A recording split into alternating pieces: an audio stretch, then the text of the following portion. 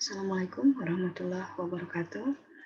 Di pertemuan kuliah Kendali Mutu Lab ini akan dibahas mengenai sumber kesalahan non-teknik pada tahap pemeriksaan. Di mana sebelumnya kita sudah membahas mengenai sumber kesalahan yang bersifat teknik. Nah, untuk yang sumber kesalahan non-teknik, ya, ini kita akan membahas sumber kesalahan yang memang biasa dijumpai pada tahap pra-analitik atau sampai pasca analitik ya. Kesalahan pada tahap pra-analitik misalnya banyak sekali kesalahan yang memang sering dilakukan, misalnya pada pengambilan sampel atau pengumpulan sampel, persiapan pasien, ya. Kemudian pemberian identitas dan juga penampungan, transportasi, bahkan di sertifikasinya pun juga bisa menjadi faktor kesalahan. Dan kalau di pasca analitik ini biasanya kesalahan bisa berupa di interpretasi, dokumentasi, ataupun perhitungan ya. Kesalahan non teknik yang akan kita bahas itu pertama itu kesalahan di tahap pra-analitiknya. Ya, salah satu yang harus diperhatikan adalah kita harus memahami prosedur atau SOP yang tepat pada saat pra-analitik. Ya, terutama dalam tahap pengambilan sampel. Nah, ini tujuannya untuk apa? Jadi memang tujuannya adalah untuk mencapai kualitas yang baik dalam hasil pemeriksaan. Nah, adapun yang harus dilakukan, yang pertama adalah bahwa seorang ATLM itu harus memperhatikan prosedur-prosedur yang ada di lab, ya, terutama pada tahap pra-analitik ini. Misalnya dari mulai tahap persiapan pasien, pendataan ya, kemudian pengambilan spesimen, sampai transportasi spesimennya. Kemudian seorang teknisi ATLM itu harus mengupdate berbagai strategi-strategi dalam tahap pemeriksaan. Kemudian harus memperbaiki dan mengurangi setiap kesalahan-kesalahan yang terjadi di tahapan pemeriksaan, terutama di pra-analitiknya. Nah, ada beberapa kesalahan yang mempengaruhi hasil pemeriksaan lab di tahap pra-analitik. Yang pertama ada ketatausahaan atau clerical, persiapan pasien atau patient preparation, kemudian specimen collection, dan penanganan sampel atau sampling handling. Nah, tahap pra-analitik tadi dikatakan merupakan tahap pertama di proses pengujian sampel, pengujian spesimen pasien ya. Nah, di mana tahap ini dimulai dari mulai persiapan, pengambilan sampel, pengolahan seperti sentrifugasi ya, seperti itu. Juga pernah dibahas bahwa kesalahan paling tertinggi persentasenya itu ada di tahap pra-analitik. Kita bahas dulu ketatausahaannya clerical. Apa saja di sini? Biasanya terjadi di tahap ketatausahaan ini di administrasi. Yang pertama adalah sering terjadinya penulisan nama yang salah, ya, kemudian data tidak lengkap, misalnya nama pasien, umur, jenis kelamin, dan nomor rekam medis. Nah, untuk pendataan ini yang harus teknisi lab atau seorang ATL yang lakukan adalah yang pertama untuk data, misalnya data nama pasien, mintalah kartu tanda penduduk KTP. Jadi jangan dibiarkan si pasien atau keluarga pasien menulis sendiri. Kalaupun menulis itu harus melihat atau menulis sesuai yang ada di nama KTP dari umur sampai tanggal lahir ya gitu. Kadang memang tulisan itu bisa tidak bisa dibaca juga. Makanya oleh karena itu, alangkah baiknya memang yang harus dilakukan adalah bahwa yang mengisi dari data tersebut, ya, data pasien, formulir permintaan pemeriksaan itu alangkah baiknya teknisi labnya atau bagian administrasi labnya. Kemudian ketatausahaan yang sering menjadi kesalahan adalah pemberian identitas pasien, misalnya di belangko pemeriksaan, ya, penulisan di label wadah spesimen, yaitu misalnya kayak penggunaan spidol atau ballpoint yang memang ballpoint yang luntur gitu ya, atau misalnya penggunaan label yang kurang rapi. Nah, itu juga bisa menjadikan hasil pemeriksaan yang buruk atau bisa merugikan, seperti itu. Nah, faktor-faktor kecil itulah yang menyebabkan presentase di pra-analitik itu besar. Ya, kemudian harus diingat bahwa tidak boleh menuliskan label di tutup spesimen. Pastikan bahwa label yang ditempel di wadah itu betul-betul rapat atau betul-betul menempel di labelnya. Dan pastikan bahwa ballpoint yang digunakan itu tidak bisa luntur oleh misalnya apa tidak bisa luntur aja misalnya kalau misalnya terpegang oleh tangan gitu. Nah, kedua, kesalahan teknik di pra-analitik yang kedua itu adalah patient preparation, persiapan pasiennya.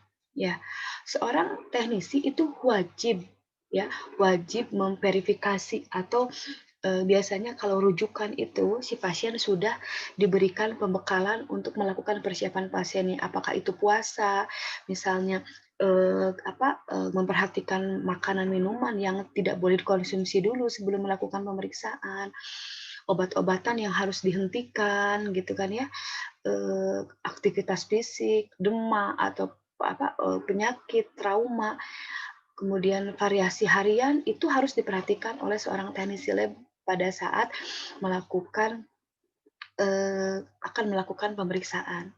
Ya, pastikan dari faktor-faktor seperti makanan yang dikonsumsi itu wajib diketahui oleh teknisi lab. Ya, pastikan misalnya puasanya atau tidak, obat-obatannya apakah dihentikan dulu, ya. Misal karena itu akan mempengaruhi analit dari hasil pemeriksaan. Ditanyakan aktivitas fisik, ya, aktivitas fisik itu misalnya tidak boleh fitness terlebih dahulu, ya. Mungkin kalau aktivitas harian seperti cuci piring, mencuci baju itu tidak masalah. Tapi misalnya aktivitas fisik yang berat itu harus dihentikan terlebih dahulu karena akan mempengaruhi eh, analit dari pemeriksaan. Contoh aktivitas fisik yang terlalu tinggi atau yang terlalu tinggi akan menyebabkan kadar glukosa darah, ya. Aktivitas fisik itu bisa menyebabkan beberapa seperti enzim kreatinin kinase, LDH, LED, asam urat itu bisa berubah kadarnya, ya. Kemudian perhatikan, tanyakan kepada pasien mengenai apakah dia mengalami demam atau tidak, ya.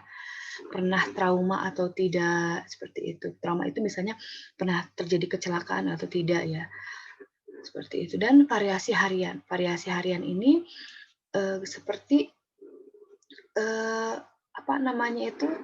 pemeriksaan, ya. Pemeriksaan yang dilakukan itu akan misalnya jam eh, dilakukannya pemeriksaan itu bisa mempengaruhi, ya, seperti itu.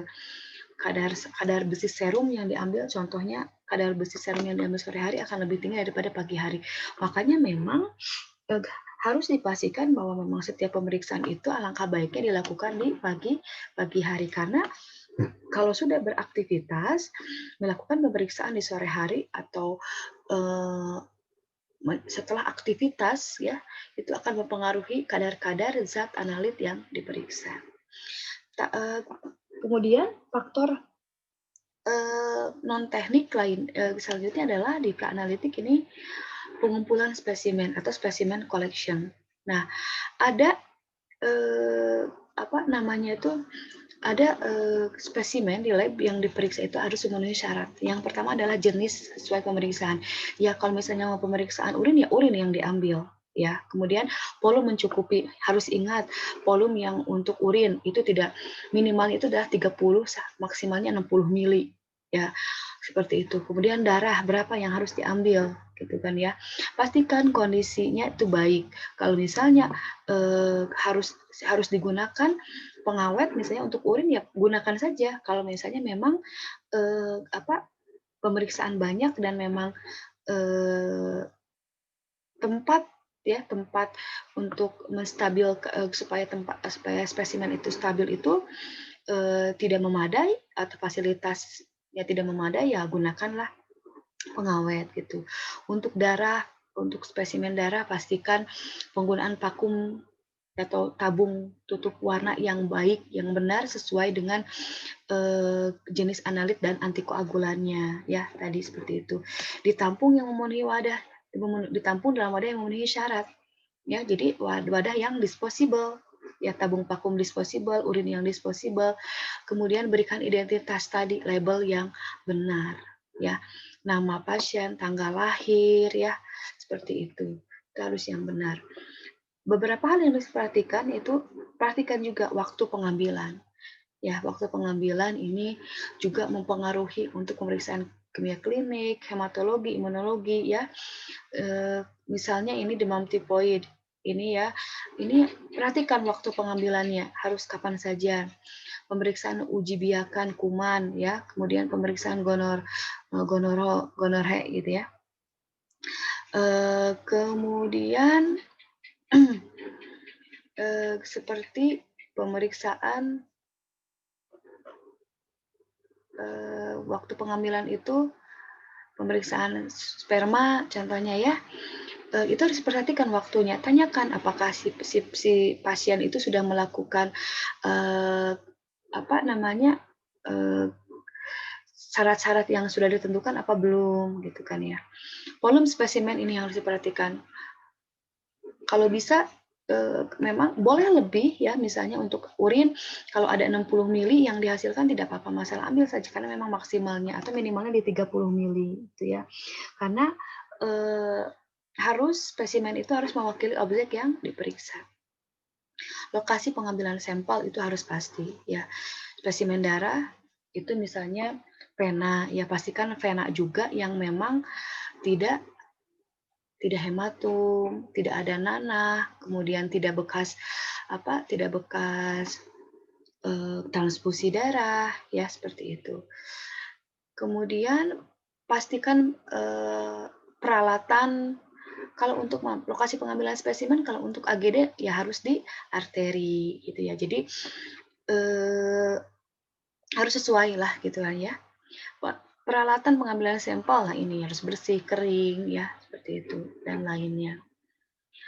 Pengawet spesimen ini boleh digunakan, terutama misalnya kalau antikoagulan atau pengawet untuk urin atau untuk darah, tapi memang harus sesuai yang direkomendasikan ya oleh Kemenkes seperti itu. Ya, misalnya penggunaan antikoagulan untuk hematologi, penggunaan K2 atau K3 EDTA gitu ya. Selanjutnya seperti pemeriksaan kimia klinik untuk gula darah menggunakan NaF, natrium klorida atau oksalat, ya seperti itu. Kalau kolesterol kan, kolesterol bilirubin amilase itu tidak boleh menggunakan ya, tidak boleh menggunakan, lipase juga seperti itu ya. Kemudian untuk serologi ya, kalau ini disarankannya tidak boleh menggunakan. Nah, urin boleh menggunakan. Kalau untuk urin 24 jam artinya untuk ini pemeriksaan volume urin itu masih boleh. Karena kan pengumpulan urin itu 24 jam ya. Berarti kalau misalnya tidak diberikan pengawet, khawatirnya ada kontaminasi dari bakteri, ya kemudian zat analitnya rusak, baunya berubah menjadi bau busuk, seperti itu. Maka boleh digunakan seperti natrium sitrat 1% ya. Kalau untuk pemeriksaan protein boleh dengan toluen, seperti itu ya. Nah, kemudian cara pengambilan spesimen. Nah, ini harus diperhatikan bahwa posisi pengambilan spesimen ini bisa mempengaruhi ya. Misalnya pada plebotomi, pengambilan darah pena. Misalnya si pasien duduk dan berbaring itu bisa mempengaruhi ya, bisa mempengaruhi dari zat analitnya. Maka untuk pengambilan itu alangkah baiknya ya satu posisi saja. Kalau misalnya mau duduk, duduk, kalau mau tidur, tidur. Jadi jangan ada perubahan gitu ya. Kemudian kesalahan-kesalahan dalam pengambilan darah pena ini, perhatikan tidak boleh ya menggunakan tourniquet ini lebih dari 3 menit. Seperti itu ya. Kalau bisa semakin cepat 1 menit cukup. Kurang dari 1 menit itu boleh ya. Kemudian kulit yang ditusuk masih basah atau oleh alkohol. Jadi tunggu dulu beberapa detik gitu ya. Kemudian jarum dilepaskan sebelum tabung vakum terisi penuh itu jangan. Jadi memang pastikan dulu sudah terisi penuh. Tidak boleh mengocok tabung, boleh tapi tidak boleh dikocok, tapi hanya di bolak-balik seberapa hanya cukup 1 sampai 2 kali saja supaya tidak hemolisis ya. Kemudian selalu gunakan alkohol 70% ya untuk sterilisasinya, untuk aseptiknya maksudnya. Pengambilan darah kapiler, nah ini harus dikuasai juga, terutama ya memang paling banyak kesalahan itu adalah di plebotomisnya, si plebotomisnya kurang menguasai dari SOP-nya gitu ya. Pengambilan urin juga ini ya, pastikan bahwa memang si pasien itu bisa ya melakukan pengambilan urin dengan baik dan benar. Si TLM harus menerangkan. Misalnya apa namanya itu kasih tahu bahwa memang cara-cara pengambilan urin yang benar pada wanita terutama. Kalau pada laki-laki itu lebih gampang ya, tapi kalau pada perempuan itu harus kalian kasih tahu seperti harus cuci tangan dulu, kemudian melebarkan labianya seperti itu. Jadi si pahanya mohon maaf jangan didempet gitulah ya, seperti itu supaya memang aliran urinnya itu tidak menempel ke kulitnya gitu. Pada laki-laki itu pun harus dikasih tahu ya seperti itu. Nah, apa namanya itu untuk pengambilan urin ini pada bayi itu ya biasanya menggunakan apa namanya pediatrik, ada kayak semacam penampung gitu ya, ada penampungnya gitu ya.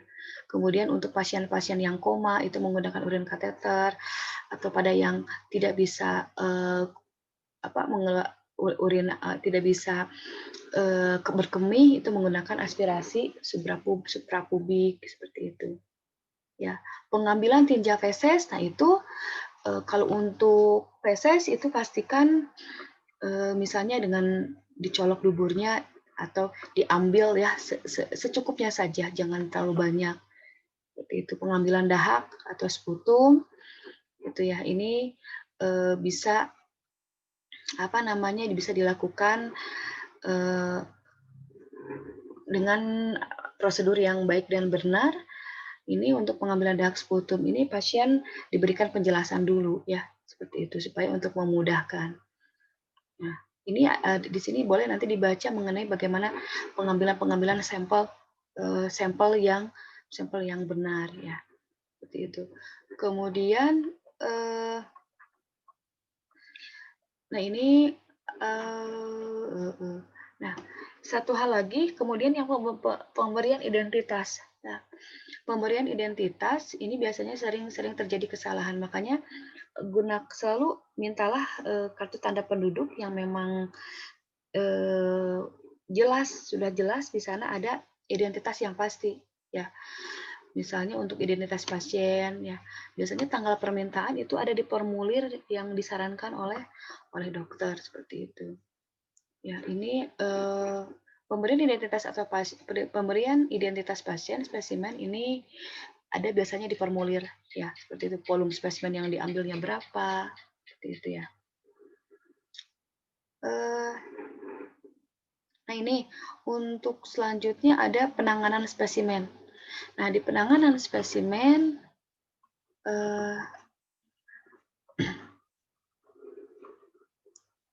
ini untuk penanganan spesimen biasanya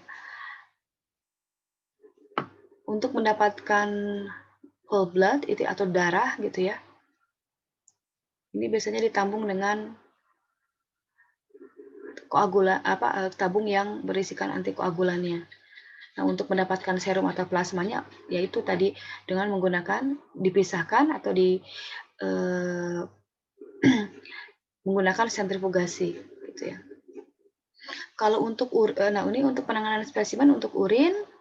Nah, ini untuk urin menggunakan jika memang untuk cari celup, tidak ada perlakuan khusus sih sebenarnya. Bisa menggunakan wadah urin seperti tabung reaksi, seperti itulah ya. Kalau untuk mendapatkan sedimennya, biasanya menggunakan tabung sentrifuge. Nah, terus selanjutnya adalah penyimpanan spesimen. Nah, ini penyimpanan spesimen ini gunanya untuk menjaga stabilitas spesimen ya, supaya tidak terkontaminasi. Jangan sampai satu terjadi penguapan ya, atau tidak boleh terkena sinar matahari. Biasanya caranya itu adalah dengan disimpan di suhu kamar atau di lemari es di suhu 2 derajat sampai 8 derajat Celcius, atau dibekukan di minus 20, minus 70 sampai minus 120. Boleh diberikan bahan pengawet gitu ya. Nah, untuk transportasi pengiriman spesimen pastikan menggunakan wadah yang memang cukup baik, dan wadah yang baik ya, karena memang harus terjaga dari goncangan. Misalnya suhu yang diharuskan itu suhu itu biasanya cool box ya, itu menggunakan es gel gitu. Nah, ini di pengiriman spesimennya. Selanjutnya kesalahan-kesalahan di tahapan pasca analitik. Nah, ini sebenarnya kecil sih karena memang ini hanya lebih di kesalahan di pendokumentasian saja. Tapi walaupun kecil tapi dia memiliki dampak yang tidak baik juga gitu. Kesalahannya bisa 15 sampai 20%. Kesalahan yang biasa terjadi di pasca analitik seperti perhitungan, cara penilaian, ketetausahaan, dan penanganan informasi. Ya, seperti itu. Misalnya di sini ada beberapa hal yang menjadi sumber kesalahan. Ini yaitu kesesuaian antara pencatatan dan pelaporan hasil dengan pasien atau spesimen ya. Kemudian ini ya tidak dikerjakan dengan benar seperti penulisan hasil uji lab ya, ada angka satuannya yang salah, pencantuman nilai normal yang salah, kemudian dokumen arsipnya ini tidak lengkap. Nah, itu seperti itu bisa menyebabkan hasil pemeriksaan yang tidak valid. Gitu. Setiap lab harus menyimpan dokumen. Apa saja yang harus disimpan dokumennya? Permintaan pemeriksaan lab, hasil pemeriksaan, dan surat permintaan hasil rujukan. Gitu ya. Nah, cara mengatasi kesalahan non-teknik sebenarnya ini apa ya? Jadi, ATLM itu harus benar-benar memahami SOP-nya, standar operasional prosedurnya. Itu harus benar-benar paham, gitu ya. Intinya di sana, gitu. Memang harus memperbaiki kesalahan-kesalahan yang pernah dilakukan, gitu. Intinya memang harus fokus. Jadi, bertahapnya itu harus benar gitu. Jadi tahap-tahapannya harus diperhatikan. Intinya harus sesuai standar operasional, harus sesuai dengan SOP-nya. Karena kalau tidak sesuai dengan SOP, ya acak-acakan. Kalau misalnya pemeriksaannya acak-acakan, ya kualitas yang dihasilkan dari pemeriksaan itu sangat akan dikatakan buruk gitu ya. Jadi teknisi memang atau seorang ATLM itu harus benar-benar paham standar operasionalnya dari mulai pra-analitik, analitik sampai pasca analitiknya. Ya, seperti itu. Jadi balik lagi ke teknisinya. Apakah sudah menguasai setiap tahapan proses pemeriksaannya apa belum? Kalau belum, ya terus dilatih, ya, terus dipahami, terus diasah setiap setiap pengetahuan dari setiap tahapannya gitu. Selalu mengupdate ilmu-ilmu atau misalnya selalu memperbaiki kesalahan setiap tahapan pemeriksaan gitu. Ya, paling itu saja untuk pertemuan kali ini. Silakan kalau misalnya ada hal yang mau ditanyakan boleh.